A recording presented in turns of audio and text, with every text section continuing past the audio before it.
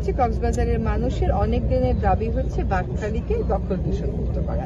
আজকে তো দেখতেই পেলেন বাকখালী এখন, আগে যখন পরিবেশ কর্মী ছিলাম, পরিবেশ কর্মী হিসাবে আসতাম, এখন যেই মন্ত্রণালয়ের দায়িত্ব সেই মন্ত্রণালয়ের সাথে এসেছি এবং তারা বলছে যে তারা ফোরশোরকে নিয়ে নেবে এবং অবৈধ দখল যত তাড়াতাড়ি সম্ভব তারা উচ্ছেদ করবে। কোনো কোনো জায়গায় আইনি প্রতিবন্ধকতা সৃষ্টি করে রাখা হয়েছে, হাইকোর্ট থেকে স্থিতাবস্থা নিয়ে আসা হয়েছে, সেটাও আইনিভাবে মোকাবেলা করা হবে। তাহলে কক্সবাজারের এই কয়টা জিনিসকে আমরা প্রাধান্য ধরে এগোচ্ছি। আরেকটা জিনিস হচ্ছে কক্সবাজারের সি বিচ, আজকেও সেটা দেখতে গেলাম, ওইখানে যেভাবে করে নির্মাণ কাজ চলছে এটা যদি লাগাম টেনে না ধরা হয় তাহলে সাধারণ মানুষের সি বিচ কিন্তু ব্যক্তির সি বিচ বা প্রতিষ্ঠানের সি বিচ হয়ে যাবে।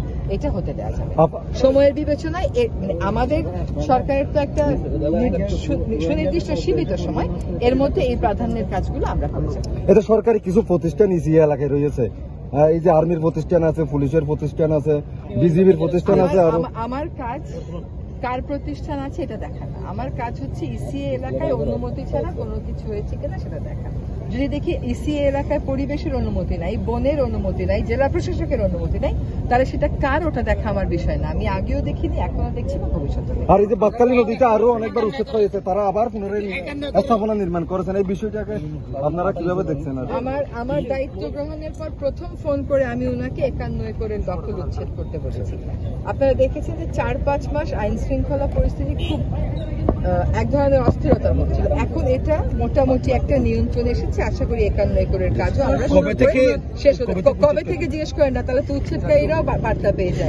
কবে থেকে বলা যাবে না। সোনাদিয়াটা তো বললাম, সোনাদিয়াটা পুরোটাই উনাদের পক্ষ থেকেও কাগজ চলে এসছে। এখন ভূমি মন্ত্রণালয় হয়তো 2-3 দিনের মধ্যে আনুষ্ঠানিকভাবে আমাদের বন অধিদপ্তর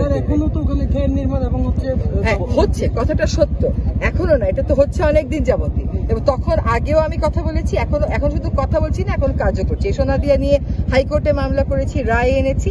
এখন ডিসি, তার মধ্যে সরকার কি করলো, সোনাদিয়া দ্বীপটাকে ইকোলজিক্যালি ক্রিটিক্যাল এরিয়া ওইটা অস্বীকার করে দিয়ে দিল বেজাকে, ইকোনমিক জোন অথরিটি। এখন বেজা ওটা ফেরত দিতে রাজি হয়েছে, বেজা বলছে না তার প্রয়োজন নেই। ডিসি অফিসে বলেছে এটা বন বিভাগকে দিয়ে দেওয়া যায়। এখন ভূমি মন্ত্রণালয় আছে, ভূমি মন্ত্রণালয়ের কাগজটা পেলেই অবৈধ দখলদারদেরকে উচ্ছেদ করে আমরা সোনাদিয়া দ্বীপ বনের অধীনে নিয়ে আসবো।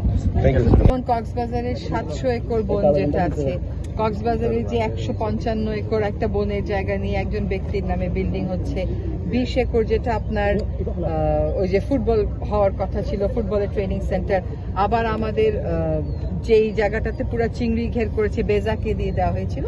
তো কক্সবাজার থেকেই আমরা আনুমানিক 12,000 একর বনভূমি সরকারের সিদ্ধান্ত হয়েছে তথাকথিত উন্নয়ন প্রকল্প থেকে বা ব্যক্তির সাথে ব্যবহার থেকে বন বিভাগকে দিয়ে দেওয়া হবে।